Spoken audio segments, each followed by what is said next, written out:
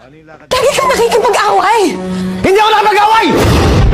Kitang-kita ako! Inuulam at binastos! Hindi mo ba nakita? Yun lang ba yun?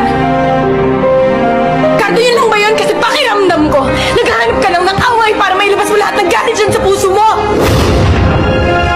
Hindi ka ikaw nahihirapan dito, Cardo, paulit-ulit! Ano sinabi ko?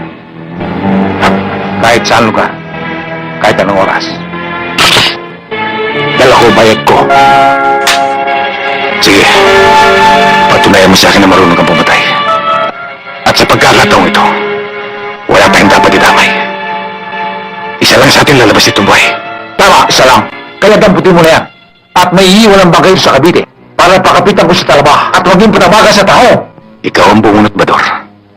Dahil kung dito sa Cavite hindi ka marunong magsimba, sa Tondo pagsisimbahin kitang may bulak sa ilong. Damputin mo na yan para magkaroon ng silbi ang pagsusot ko ng itim. Talaga magkakaroon ng silbi. Pagkat ipagluluksa mo ang iyong kamatayan. Ikaw ang mamamatay, Crisanto. Makikiramay lamang ako.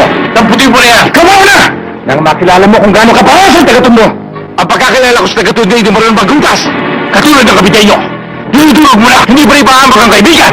Ibang uri ka ng kapitenyo, Bador.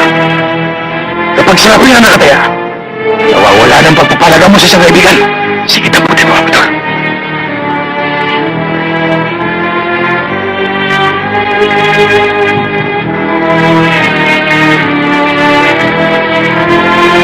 Crisanto!